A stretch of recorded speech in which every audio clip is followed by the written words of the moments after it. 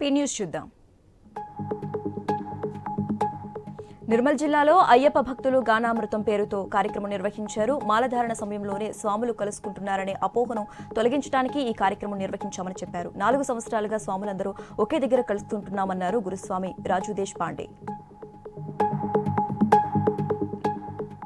Hyderabad కవాడిగూడలో science exhibition నిర్వహించారు. చిన్నారులు రూపొందించిన rain harvesting, microscope, heart blood pumping, fire sensor, waste water, సేంద్రీయ వ్యవసాయం ఆకర్షణీయంగా నిలిచాయి.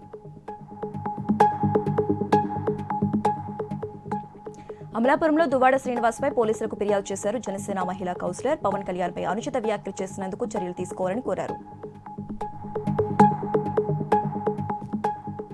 నంద్యాల జిల్లా దొరపల్లిలో రోడ్డు ప్రమాదం జరిగింది. ఈ ప్రమాదంలో ఒకరు మృతి చెందగా మరో 3కి తీవ్ర గాయాలయ్యాయి. క్షతగాత్రులను ఆసుపత్రికి తరలించి చికిత్స అందిస్తున్నారు.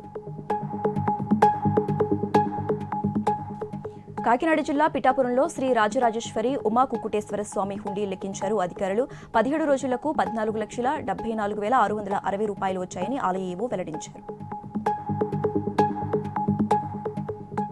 భద్రాద్రి కొత్తగూడెం జిల్లాలో హాస్టల్స్ ను తనిఖీలు చేశారు. Legal service authority secretary Bhanumathi గదులను, వంటశాలలను, బాత్రూం గదులను పరిశీలించారు. అనంతరం విద్యార్థులను అడిగి సమస్యలను తెలుసుకున్నారు. వంటగదిలో కూడా సరైన వంట సామాగ్రి లేకపోవడంతో సిబ్బందిపై ఆగ్రహం వ్యక్తం చేశారు.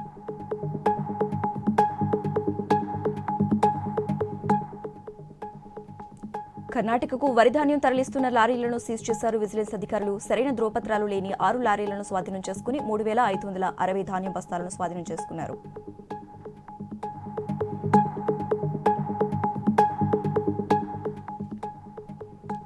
శాసనసభ్యుల కోసం క్రీడా సాంస్కృతిక కార్యక్రమాలు నిర్వహించనుంది ఏపీ ప్రభుత్వం. 3 రోజుల పాటు నిర్వహించే కార్యక్రమాల కోసం ప్రభుత్వ విప్ దగ్గర పేర్లు నమోదు చేసుకోవాలని సూచించారు. స్పీకర్ అయ్యన్న పాత్రలు క్రీడల్లో గెలుపొందిన వారికి సీఎం బహుమతులు అందజేస్తారని చెప్పారు.